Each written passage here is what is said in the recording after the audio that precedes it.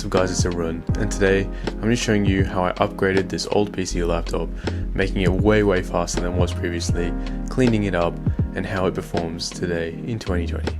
Let's dig in. The laptop I have here with me today is a Lenovo ThinkPad E560. It was released back in 2015, which makes it almost 5 years old at this point.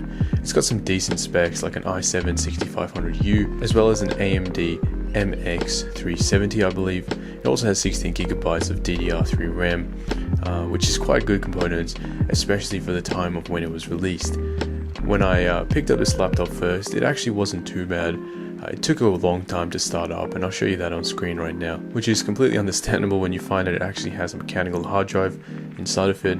While it does have 1TB of storage, it is pretty lackluster as far as performance goes in starting up the OS and any basic applications inside of the laptop. So the first thing I did was I took down some numbers on how long it took to start up certain applications. So now that we got some of the benchmarks down with the mechanical hard drive, it's time to upgrade this thing and see how much of an improvement that'll really make. So the first thing I did was I shut down the laptop. So the next thing I did was I flipped it over, and using the two tabs I pulled out the battery.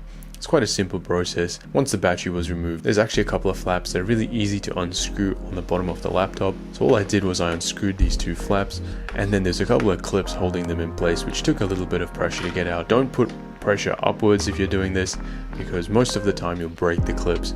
So you just kind of want to wriggle it and find out where the clips are hooked, and then just pull them out from that angle. So the next thing you'll see is the hard drive will be right there at the bottom. It's super cool with this laptop. It's amazingly upgradable. So easy to upgrade that hard drive.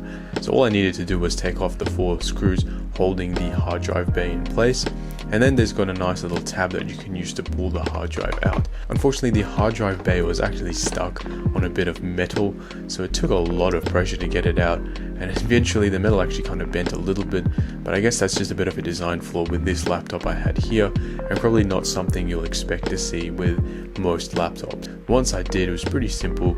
You just loosen the hard drive out of the hard drive bay, and then you take out your SSD and install it back in. Speaking of SSDs, we're going to be using the Samsung 860 EVO. This SSD is fantastic as far as performance goes. It's capable of read and write speeds of 6GB a second, which is ridiculously fast. It's also quite small and light. It has a really good build quality, and it definitely has a really nice warranty backing it up with a solid 5 years in case you have any problems with this SSD. The unboxing experience was pretty basic. I just pulled out the SSD from the box, and it was ready to go right into the hard drive bay of the laptop. The SSD's footprint and the hard drive's footprint are exactly the same. Once I'd installed it into the hard drive holder, I simply put it into the laptop and screwed it into place. And again, that was quite simple to do, nothing really to it, and pretty much a seamless procedure. Next, it was time to put all the panels that we took off at the bottom back on. Again, I just followed the opposite way of taking them off, making sure that all the clips went into place first, and then pushing down once it was screwed in place to hear the nice little clips locking onto the back of the computer. Once they'd all gone back into place, it was time to put the battery back into the computer. That was pretty simple. You just pushed it in, and the pull-out tabs kind of just pop out of place and let the battery go in, and it makes a nice popping sound as it goes into position. So now that the computer was back together, it was time to switch it on and reinstall a copy of Windows 10. So of course I've got my Windows 10 USB stick. I turned on the computer for the first time, and you're going to see a couple of error messages, and this is because the computer doesn't have a bootable OS. It doesn't know where to start from the OS, so it just simply try to launch off the SSD, and of course there's nothing on there, so the screen will usually go black or you'll get some form of error message. So what you want to do is switch it off, and when the computer starts up, it'll give you some form of prompt. So for me, when I'm starting up the computer, it shows the Lenovo logo, and then it says press the enter key to interrupt the boot sequence. So I'm going to go ahead and press that right now, and once I've pressed that, it brings up another menu. It gives me a short timer to select one of the following options. What I want to choose is the BIOS menu. That's F1 for my computer. So I go ahead and press that, and that takes me straight to the BIOS. Now, if you've never done this before, that's going to look a little bit complicated, but it's pretty simple, and the user interface is quite seamless. All I'm going to do is I'm going to go ahead and navigate to the boot menu, making sure that my USB has been inserted into my computer prior to starting it up, and then I can simply select it from the bootable options and change its priority. So what you're going to notice is a number from 1 till about 7, and you're going to look for the USB option and change it so that its number is number 1. So what happens is when your computer starts up, its first priority will be to try and boot from the USB stick rather than from anything internally inside the computer. So now that you've done that, you can go ahead and just press save and exit. Once you finish that, the computer will restart itself and it'll boot straight into that USB stick. If you do have any problems, be sure to comment them down below and I'll try and help you out the best I can. So from here, the procedure was pretty seamless. The computer started up straight into the Windows USB stick and it followed with all the prompts for how it wanted me to install Windows. I just went ahead and followed all the instructions and filled in my details. I'm going to speed through this part pretty quickly. It's pretty self-explanatory. If you've never done this before, there is a few explanations online, but you can just pretty much follow what it asks you to do. It's like setting up a brand new computer. It takes a few minutes to complete this, and once it's finished, it'll ask to restart the computer. Here's something that a lot of people get stuck on, is when the computer restarts, it'll actually boot back into that USB stick. So what's going to happen is it's going to ask you to reinstall Windows again. You want to shut down your computer now, and as it's starting, go ahead and interrupt that boot sequence again by pressing enter. And then for me, I pressed F1 again to go back into the BIOS for a second time.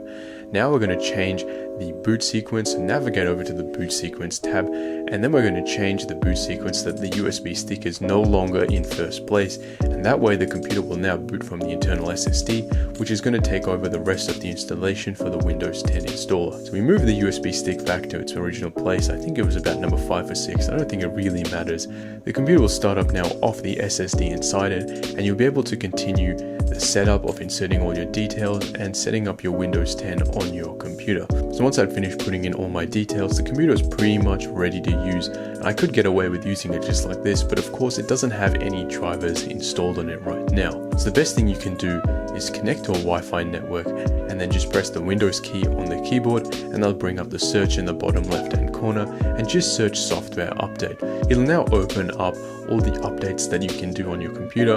All you want to do is click more details or optional drivers or updates, and then tick every single box in there and press download now. That's going to install all the drivers that you need on your computer. Of course, we're going to install another graphical driver for the graphics card in there, but this will just keep you going for now. Let your computer restart and do everything it needs to for the drivers. And again, I would do it a couple more times. Just search up software update in the bottom left hand corner and keep checking to make sure that there's more stuff that needs to be installed until you've got everything downloaded on your computer. Once you finish downloading all those software updates, I'm going to go ahead and switch on the Internet Explorer. The first thing I did was install Chrome, and I'm going to go ahead and search up the MX370 graphic drivers for my computer. If you don't know which graphics card you have in your computer, you can always check by just pressing Ctrl-Alt-Delete and then clicking on the Task Manager button and switching over to the Performance tab. That'll show you all your components in your computer, and right at the bottom you should see your graphics card if you've installed all the software updates for your computer, and you'll have some basic drivers in there. It will show you your graphics card right there. You can go ahead and search that up online, followed by drivers, and you should find them on your corresponding website, whether that be Nvidia or AMD. Next, I gave the laptop a bit of a clean. I just used an alcohol wipe and wiped down all of the surfaces to make sure that it was nice and clean. The trackpad was pretty gross and disgusting, so I gave that a nice wash as well. Again, using the alcohol wipe so I didn't damage any circuitry inside the computer. Once I was finished with that, I gave the screen a clean as well. I just used a damp paper towel to take off any of the big dirt while being careful not to scratch the screen itself. And then again, I went over that with an alcohol wipe and used a microfiber cloth to clean up any residue remaining. I'm going to give you a bit of a montage of some of the performance on this computer. Keep in mind, this is a very budget-oriented computer. While it does have some high-end components like RAM and CPU, the graphics card is definitely going to hold it back as far as gaming goes. So just keep that in mind when you're taking a look at these benchmarks. Anyway, without further ado, let me show you how this computer performs in some of these benchmarks.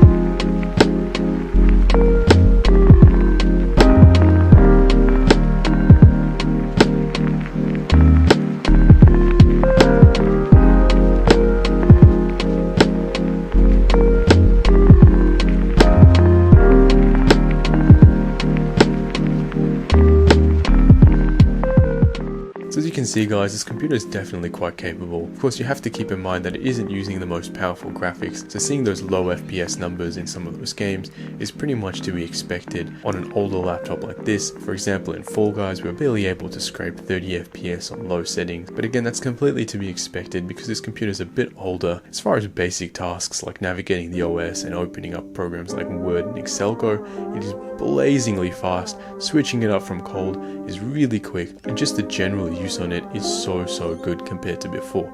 Anyway guys, let me know what you think in the comment section below, and I'll catch you guys in the next one.